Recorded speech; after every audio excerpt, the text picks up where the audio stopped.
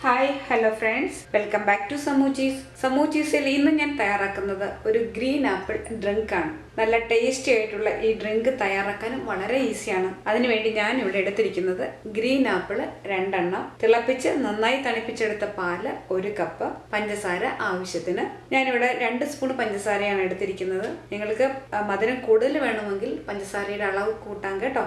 പിന്നെ ഒരു 20 അണ്ടിപ്പരിപ്പ് വെള്ളത്തിൽ കുതിർത്ത് എടുത്തതാണ്. ഇനി എങ്ങനെയാണ് ഈ ഗ്രീൻ ആപ്പിൾ ഡ്രിങ്ക് തയ്യാറാക്കുന്നതെന്ന് നോക്കാം. ആദ്യം നമുക്ക് ഈ ആപ്പിൾ ഒന്ന് കട്ട് ചെയ്തെടുക്കണം.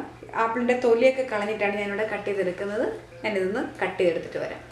ആപ്പിൾ ഞാൻ ഇതുപോലെ അതിൻ്റെ തൊലിയെല്ലാം കളഞ്ഞ് കട്ട് ചെയ്തെടുത്തിട്ടുണ്ട്. ഇനി ഞാനിത് ഒരു മിക്സിയുടെ ജാറിലേക്ക് ഇട്ട് കൊടുക്കാൻ പോവുകയാണ്. മിക്സിയുടെ ജാറിലേക്ക് ഇട്ട് കൊടുക്കുക. ഇതിലേക്ക് ആവശ്യത്തിന് പഞ്ചസാര ഇട്ട് കൊടുക്കുക. പഞ്ചസാര നമ്മുടെ ആവശ്യത്തിനനുസരിച്ച് ഇട്ട് കൊടുക്കണം കേട്ടോ. കുറച്ച് ഇടുന്നു. നമ്മൾ എടുത്തു വെച്ചിരിക്കുന്ന അണ്ടിപ്പരിപ്പ്, ഇതെല്ലാം കൂടെ കുറച്ച് പാലൊഴിച്ചിട്ട് ആദ്യം നന്നായിട്ടൊന്ന് അടിച്ചെടുക്കണം. പാലിൽ നിന്ന് ഞാൻ കുറച്ച് ഒഴിച്ചു കൊടുക്കുകയാണ്. ഇനി ഇത് അടിച്ചെടുത്തതിന് ശേഷം ബാക്കി പാൽ ചേർത്ത് കൊടുത്താൽ മതി.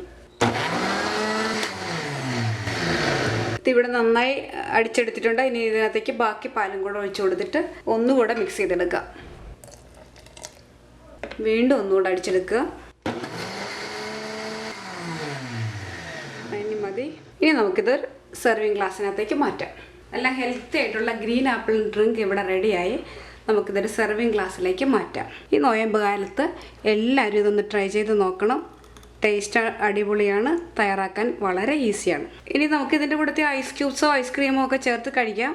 അത് താല്പര്യം ഉണ്ടെങ്കിൽ ഇതെല്ലാം ചേർത്ത് തയ്യാറാക്കാം. എല്ലാവർക്കും ഇത് ഇഷ്ടപ്പെട്ട് കാണുമെന്ന് വിചാരിക്കുന്നു. നിങ്ങൾക്ക് ഇഷ്ടമായാൽ ഇതൊന്ന് ട്രൈ ചെയ്ത് നോക്കിയിട്ട് അഭിപ്രായങ്ങളും നിർദ്ദേശങ്ങളും ഒക്കെ അറിയിക്കുക. അടുത്തൊരു പുതിയ റെസിപ്പിയുമായി നമുക്ക് വീണ്ടും കാണാം. താങ്ക്